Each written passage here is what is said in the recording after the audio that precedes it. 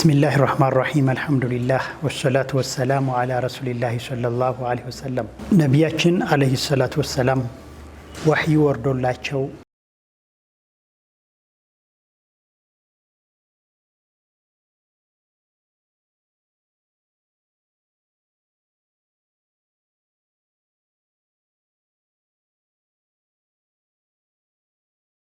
በወህዩ ተደናግጠው በነበረበት ሰዓትም ባልተቤታቸው ኸዲጃ ረዲየላሁ ዐንሃ አረጋግጣቸው ኋላም ከሷ ጀምሮ ቤተሰቦቻቸው በሙሉ ይዘውት የመጡትን የአላህ ሱብሓነሁ ወተዓላ አማና ተቀብለዋቸው በዙሪያቸውም የተለያዩ ሰዎች በአቡበክር አማካይነት እምነቱን ተቀብለው ሌሎችም የገቡትም የመጀመሪያ ስራዎቻቸው የዳዋ ስራ ሆኖ ሌሎችም በርካታ የመጀመሪያ አዋኢሎቹ እምነቱን ተቀብለውት እየተጓዙት ሳለ ነው ያለፈውን ፕሮግራም ለመቋጨት የሞከርነው።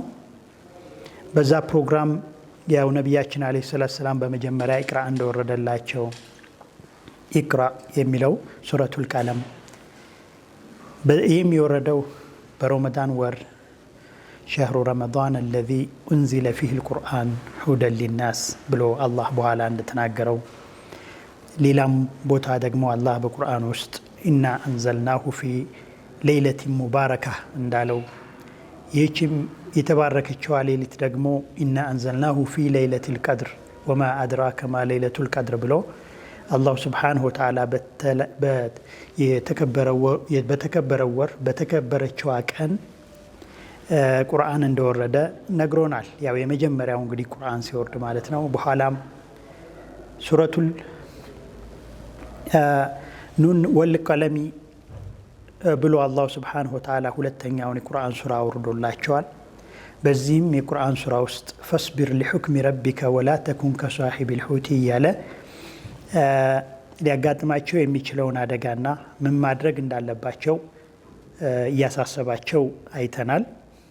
ምን ያክል ስራው ከባድ እንደሆነና ለወደፊት ሰብር፣ ትዕግስት፣ ህልም መቻል እንደሚገባቸው እንደ ነብዩላህ ዩኑስ ዳዕዋ ካደረጉ በኋላ ህዝቦቻቸው አላመኑልኝም ብለው ትተው እንደሄዱት እንደዛ እንዳይሆኑ እያሳሰባቸው አይተናል።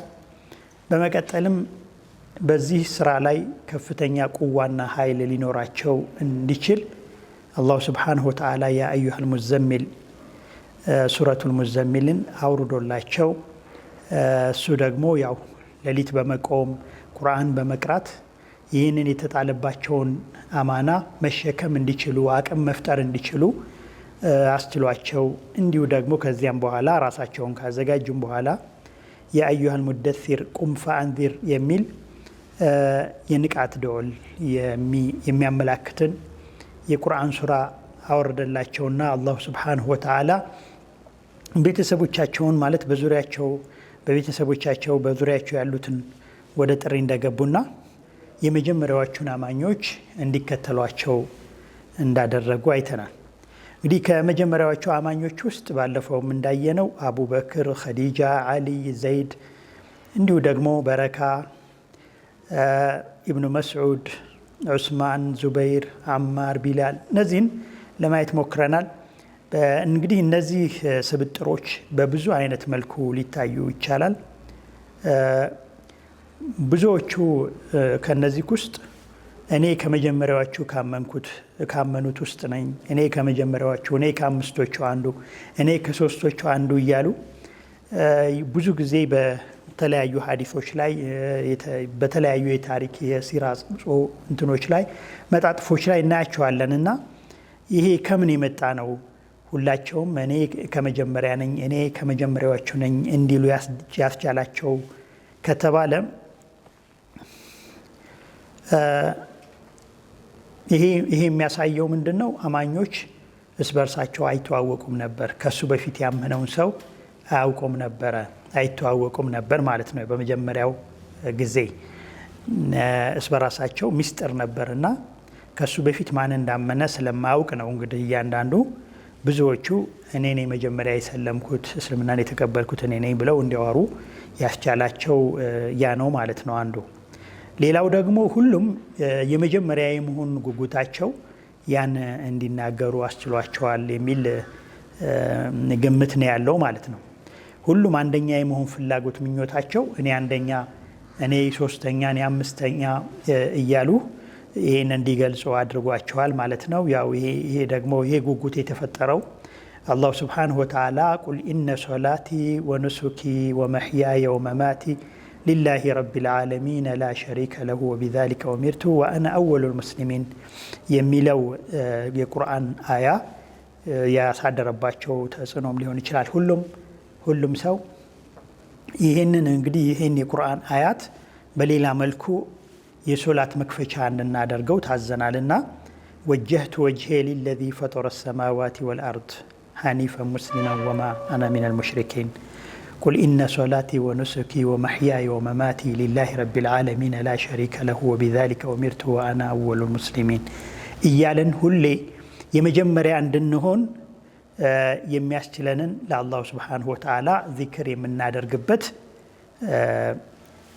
ዱዓ ነው ማለት ነው። ይሄ ሶላትን ስንሰጅድ የመጀመሪያ ሶላትን የምንከፍትበት እንዲሆንና ሁሌ የአንደኝነት ፍላጎት አንደኛ የመሆን ተነሳሽነት እንዲኖረን የሚያስችል ነውና ሰሃባዎቹም ከዚህ በመነሳት ይመስላል እኔ ከሶስቶቹ አንዱ ነበርኩኝ የመጀመሪያ እስልምናን ስቀበል፣ እኔ ከአምስቶቹ አንዱ ነበርኩኝ እያሉ የገለጹት። ለምሳሌ እንደነ ሳዕድ ኢብኑ አቢ ወቃስ፣ እንደ አምር ኢብኑ አብሳ የመሳሰሉት እኛ የመጀመሪያዎቹ ነን እያሉ እንዳወሩት ማለት ነው። እና ማንም ሰው ያው የመጀመሪያ የመሆን ፍላጎት ብቻ ሳይሆን ተነሳሽነት እንዲኖረውም አላሁ ስብሓነሁ ወተዓላ ያሳስበናል ማለት ነው። በዚህ በቁርአን አያ ሁሌም ሶላትን ስንሰግድ ኢስቲፍታህ ስናደርግ ይሄ ወአነ አወሉል ሙስሊሚን እያልን ይሄ የመጀመሪያ ሰው የመሆን ፍላጎታችን ሁሌ በውስጣችን እንዲያደር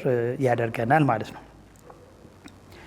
እንግዲህ በአጠቃላይ የመጀመሪያዎቹ አማኞች በሶስት አይነት መልኩ ልናያቸው እንችላለን።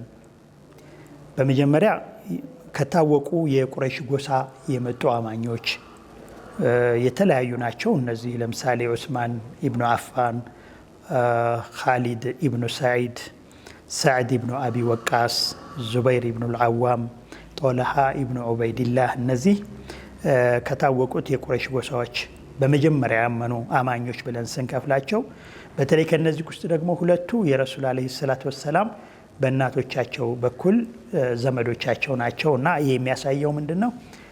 በሴቶች ማለት እናቶቻቸው ምን ያክል ሴቶች ለዚህ ለዲን የመጀመሪያ አማኞች አስተዋጽኦ እንዳደረጉ የሚያሳየን ነው ማለት ነው። ሌላው ደግሞ ከቁረይሽ ውጭ የሆኑ ናቸው አማኞቹ ማለት ነው። ለምሳሌ እንደ አብዱላህ ኢብኑ መስዑድ፣ ኸባብ ኢብኑ አረት፣ አማር ኢብኑ ያሲር፣ ቢላል ኢብኑ ረባህ የመሳሰሉት እነዚህ ደግሞ ከቁረይሽ ውጭ ሆነው ግን እነዚህ እምነቱን የተቀበሉ የመጀመሪያዎቹ ሰዎች ናቸው። ሌላዎቹ ደግሞ ሶስተኛዎቹ ክፍሎች ከመካ ውጭ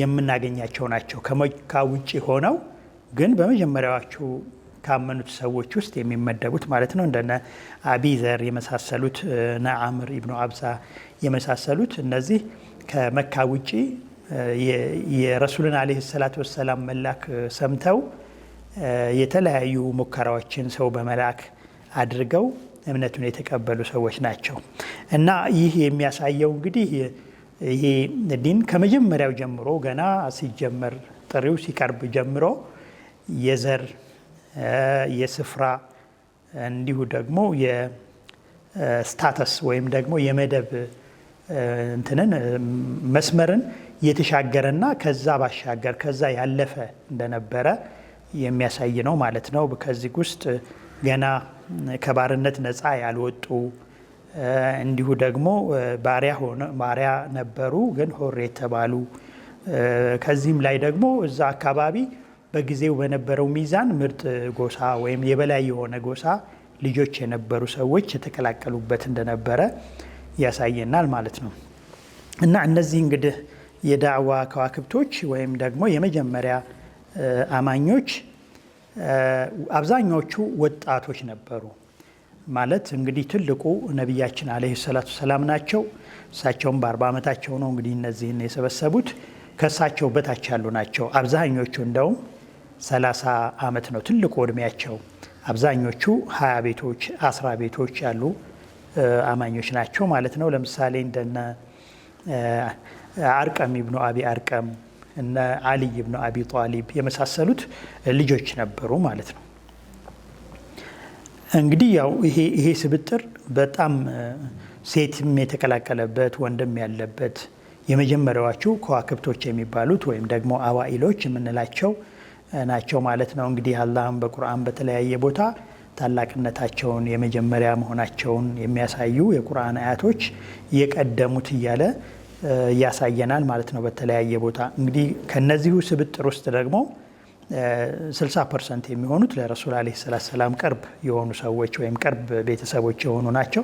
40% የሚሆኑት ደግሞ ያው ከሳቸው ቤተሰብ ወጣ ያሉ ነገር ግን ያው እንደዛ ከዛ ከዘመድ አልፎ ያሉት ናቸው ማለት ነው። እንግዲህ እነዚህ የመጀመሪያ አማኞቹ የሚቀናባቸው በብዙ የቁርአን አያት የተገለጹ ብዙዎች እነሱም በሆንን ብለው የሚመኟቸው የመጀመሪያ የዚህ ዳዋ እንትኖች ናቸው ማለት ፈርጥ ናቸው ማለት ነው። እንግዲህ በኢስላም ታሪክ ወይም ደግሞ ረሱል አለይሂ ሰላም በህይወት እስካሉ ከአለፉም በኋላ ረሱል አለይሂ ሰላም በተለያዩ ቦታዎች የመሪነት ቦታ ይዘው ኢስላምን ጠብቀው ሲከላከሉ የኖሩት በተለያየ መልኩ እስልምናን ሲያስተምሩ የነበሩት እነዚህ የመጀመሪያዎቹ ሰዎች ናቸውና ትልቅ ክብር አላቸው ማለት ነው። እንግዲህ አላህ ሱብሓነሁ ወተዓላ ቁም ፈአንዚር ካላቸው በኋላ እነዚህን ሰዎች በዙሪያቸው ረሱል አለይሂ ሰላቱ ወሰላም መሰብሰብ ችለዋል። ወረበከ ፈከቢር እንዲሁ ደግሞ ጌታን ታላቅነቱን እንዲመሰክሩና አላሁ አክበር እያሉ እንዲሉ ያው አላህ ታላቅነቱን እንዲመሰክሩ ታዟል ማለት ነው። አላሁ ሱብሓነሁ ወተዓላ የእሳቸው ጌታ ብቻ ሳይሆን የሁሉም ጌታ ነው፣ ረብል ጀሚዕ ነውና ወሲያበከ ፈጠሂር እንዲሁ ልብሳቸውንም እንዲያጸዱ አላሁ ሱብሓነሁ ወተዓላ አዟቸዋል። እዚህ ጋ ምናልባት በዛን ሰዓት ሶላት የለም እንዴት ልብስ ተብሎ ይፈሰራል የሚሉ ሰዎችም ቢኖሩ ስራህን ማነው አጽዳ ነው ሊሆን የሚችለው የሚሉ ቢሆኑም ግን ይሄም ራሱ ጥያቄ ውስጥ የሚያስገባ ነው ማለት እሳቸውስ ቢሆኑ አላሁ ሱብሓነሁ ወተዓላ ከልጅነታቸው ጀምሮ ከተለያዩ ወንጀሎች ጠብቋቸዋልና ስራቸውስ ማለት እዚህ ተገቢ ነው ወይ የሚል እንትን አለ። በቀጥታ ይወስዱትና ብዙዎቹ ይሄን የቁርአን አያት ወሲያበከ ፈጠሂር ማንኛውም ለዳዕዋ ተነስ የተባለ ሰው ሰዎች ሳጋ መቀላቀሉ ለሰዎች ነውና የሚያናግረው ለሰዎች መልካም ለብሶ ተጸዳድቶ ጥሩ ሆኖ እንዲቀርብ የሚያነሳሳ የቁርአን አያት ነው ብለው ይሉታል ማለት ነው። እናም ያው በራስህ ጉዳይ ብቻ አትስጠም፣ በራስህ ጉዳይ መስጠምክ ለሌሎች እንዳታስብና ከሌሎች የሚያርቅህ ከሆነ መራቅ ይኖርብሃል ነው ቁም ፈአንዚር እያለ ሲያስጠነቅቃቸው ማለት ነው። አላህ ሱብሓነሁ ወተዓላ ቁም ፈአንዚር እያለ ሲያነሳሳቸው ማለት ነው። ወሩጅዘ ፈህጁር ጣዖታትን ራቅ ብለው ይፈስሩታል ብዙዎቹ። ወሩጅዘ ፈህጁር የዛን ጊዜ ጣዖታትን መች ቀርበው ያውቃሉ ረሱል አለይሂ ሰላቱ ወሰላም? ነዓም ነቢያችን አለይሂ ሰላቱ ወሰላም ጣዖታትን በምንም መልኩ ቀርበው ወይም ደግሞ አምልከው አያውቁምና ወሩጅዘ ፈህጁር ይላሉ አንዳንድ ሙፈሲሮች። እንዳትናወጥ፣ እንዳትወሰወስ፣ ወስዋስ እንዳይገባክ፣ ምንም አይነት ጭንቀት በጭንቅላትክ ውስጥ እንዳይገባ እሱን ራቅ እያለ አላሁ ሱብሓነሁ ወተዓላ እያስጠነቀቃቸው እየመከራቸው ነው ማለት ነው። እንግዲህ ከነዚህ 4 መርሐላዎች ወይም ደግሞ የቁርአን ሱራ ከወረደላቸው በኋላ ነቢያችን አለይሂ ሰላቱ ሰላም ማለትም ኢቅራ፣ ኑን ወልቀለሚ፣ ያ አዩሀል ሙዘሚል፣ ያ አዩሀል ሙደሲር እነዚህ በተለያየ መልኩ ከወረዱላቸው በኋላ የተለያየ መልእክት ይዘው ማለት ነው ዒልምን እንዲሁ ደግሞ ዒባዳን ከዚያም ደግሞ ዳዕዋን ካስተማሯቸው በኋላ አላሁ ሱብሓነሁ ወተዓላ የፋቲሓ ሱራን አወረደላቸው። ማለት ፋቲሓ እንግዲህ ያው ሁላችንም በሶላት ውስጥ በቀን 17 ጊዜ የምንቀራው አላህን የምናመሰግንበት አላሁ ሱብሓነሁ ወተዓላ የዓለማት ጌታ መሆኑን የምንመሰክርበት እንግዲህ ይሄ ትልቅ ሱራ ነው። ሐቂቃ ያው ሰዎች በቀን 17 ጊዜ ለጌታቸው ፊት ቆመው እንዲያነቡት ሲደረግ የዚህን የታላቅ ሱራ የሚያሳይ ነው። በእርግጥ ሰብዑል መሳኒ ብለው ነቢያችንም አለይሂ ሰላቱ ወሰላም ነግረውናል። ይሄ የተከበረ ወቁርአኑን ዓዚም ብለውም እንደውም ታላቁ ቁርአን ብለው ጠርተውታል ረሱል አለይሂ ሰላቱ ወሰላም። ስለዚህ በውስጡ የያዘው መልእክቶች ኢስላምን በአጠቃላይ እዚህ ውስጥ እናገኘዋለን። ይሄ የቁርአን አያት ነው እንግዲህ የወረደላቸው። ይሄ የቁርአን አያት በሚወርድበት ጊዜ ዳዕዋቸው ዓለም አቀፋዊ መሆኑን ዳዕዋቸው ዓለም አቀፍ የዓለም ጌታ የሆነውን አላህን የሚያመሰግኑበት እንደሆነ አላሁ ሱብሓነሁ ወተዓላ ያስተማረበት ነው ማለት ነው። እንዲሁም ደግሞ አንዳንድ ዑለማዎች እንደሚሉት ሶላት በቀን 2 ጊዜ ጧትና ማታ የሚሰገድበት አስተምሯቸው እንደነበረ ጅብሪልና ይህም ሶላታቸውን ሲሰግዱ እንዲያነቡት የተደረገበት ሁኔታ ነው። ለዛ ነው የሚያወረደላቸው መጀመሪያ ላይ ይላሉ። በእርግጥ ስላወራረዱ 3 ቦታ እንደወረደ የዑለማዎች ልዩነት አለ። እንግዲህ በመዲናም ወርዷል የሚሉ ዑለማዎች አሉ። በመካ ወርዷል፣ እንዲሁ ደግሞ በመዲናና በመካ መካከል ወርዷል። ወይንም ደግሞ 3ቱንም ቦታዎች 3 ጊዜ በተደጋጋሚ ወርዶላቸዋል ለነቢያችን አለይሂ ሰላቱ ወሰላም የሚለው ዑለማዎች በርካታዎች ናቸው። ስለዚህ ግን ከመጀመሪያ ከወረዱት የቁርአን ሱራዎች አንዱ እንደሆነና ጅብሪል አለይሂ ሰላም እንዳስተማራቸው ለሶላታቸውም እንዳደረጉት ጧትና ማታ በሚሰገደው ሶላታቸው ውስጥ እንዳደረጉት ዑለማዎች ይናገራሉ። እንግዲህ ግን በዚህ ውስጥ የተላለፉት መልእክቶች ግን በዚህ በቁርአን ውስጥ ያሉት መልእክቶች ግን ትልቅ መልእክቶች ናቸው። አልሐምዱሊላሂ ረቢል ዓለሚን የዓለማት ጌታ አላህ ምስጋና ይገባዋል። ምስጋና የሚገባው ለሱ ነው። አርረሕማን ራሒም እንዲሁ ደግሞ ይሄ ቃል በተለይ ደግሞ አርረሕማን የሚለው ቁረይሾችን በጣም ያስፈገፍጋቸው ነበር። ማለት ቁረይሾች ረሕማን የሚለውን ቃል ሲሰሙ ይደነግጡ ነበረ። እንደዚህ አይነቱ ለምን ደነገጡ የሚለው ለምን ደነገጡ አርረሕማንን በሚሰሙበት ጊዜ መደንገጣቸው ከምን የተነሳ ነው ሲባል የተለያዩ መላምቶች አሉና በመጀመሪያ ጠላቶቻቸው ዋና ጠላቶቻቸው የነበሩት ሰዎች ደብዳቤ ሲጽፉ የረሕማንን ስም ጠቅሰው ይጽፉ እንደነበረ ታሪኮቻቸው ያስረዳል። ለምሳሌ አብርሃ ደብዳቤ በሚጽፍበት ጊዜ ይሄ ረሕማን የሚለውን የአላህ ስም ይጠቀም እንደነበረ የሚያሳይ የታሪክ እንትኖች አሉ። ያ ማለት አብርሃ ነሷራ ነው። በዛን ሰዓት እንግዲህ በዛን ሰዓት የነሳራ የአህለል ኪታብ ነበርና ይህንን ስም መጠቀሙ ብዙ ሩቅ ላይሆን ይችላል። በዚህ ይጠቀም ስለነበረ ይሄ ለነሱ ደግሞ አዲስ ስለነበረ ቃሉን አይወዱትም ነበር። የጠላቶቻቸው ቃል እንደሆነ አድርገው ይሰማቸው ስለነበር ነው።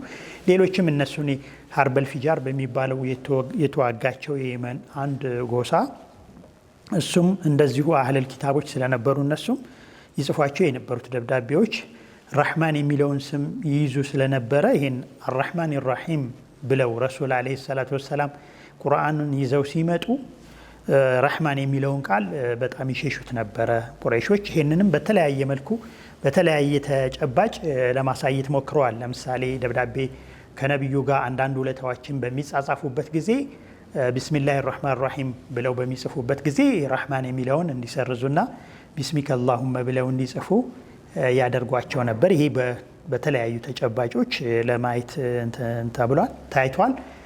እና ይሄ አላሁ ሱብሓነሁ ወተዓላ እዚህ ጋር ግን አርረሕማን ራሒም ይሄ የአላሁ ሱብሓነሁ ወተዓላን ስሞች እያስተዋወቀ ለረሱል አለይሂ ሰላቱ ወሰላም አላህ ብዙ በርካታ ስሞች እንዳሉት ስሞቹን ደግሞ ስሞቹን እየጠራህ እንድትዘክረው ስሞቹን እየጠራህ እንድትለምነው በየትኛውም ስሙ ብትጠራው አላሁ ሱብሓነሁ ወተዓላ መርሃባ ይላል ይቀበላል የሚለውን የተለያዩ ሱራዎች ቁርአን እንደነገሩን ይህን እያስተማራቸው ነበር። አልሐምዱሊላሂ ረቢል ዓለሚን አርረሕማን ራሒም ሲል አላህ ረብ ብቻ ሳይሆን ወይም አላህ ብቻ ሳይሆን ስሙ በርካታ ስሞች አሉት። በእነዚህ ሁሉ ብትለምነው አላህን ዱዓህን ይቀበለዋል እያለ አላሁ ሱብሓነሁ ወተዓላ አስተምሯቸዋል ማለት ነው። እንግዲህ አርረሕማን ራሒም ማሊክ የውሚዲን እንዲሁ ደግሞ የመካ ሰዎች ሞቶ በመነሳት አያምኑም ነበርና ሞቶ መነሳት እንዳለ እያረጋገጡላቸው ነው ማለት ነው። በዚህ በቁርአን አያት ማሊክ የውሚዲን ማለት የፍርድ ቀን አለ። ዝም ብለን እዚህ አዱንያ ላይ እንዲሁ እንደሆን አንቀርም። የጥያቄ ቀን አለ እና ያ ጥያቄ ቀን ላይ ሸርም የሆነው ይከፈለዋል፣ ኸይርም የሆነለት ደግሞ ይከፈለዋል። ስለዚህ ይሄንን ቀን እያሳሰበን ያን ቀን ደግሞ ባለቤት አለው።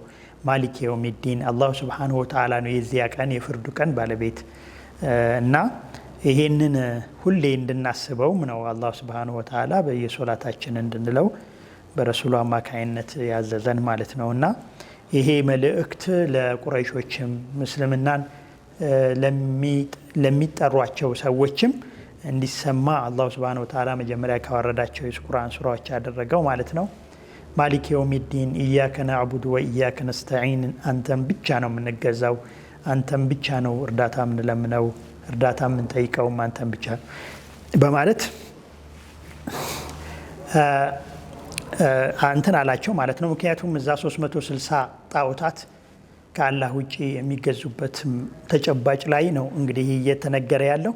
ኢያከ ነዕቡዱ ወኢያከ ነስተዒን፣ እኛ አንተን ብቻ ነው የምንገዛው፣ አንተንም ነው ደግሞ የምንታገዘው እያሉ ረሱል ዓለይሂ ሰላቱ ወሰላም አስተማሩ ማለት ነው ተከታዮቻቸውን። ይህም የሚጠሯቸውንም ሰዎች ይህን እያስተማሯቸው የሚያስተምር የቁርአን አያት እያነበቡ ቆዩ ማለት ነው።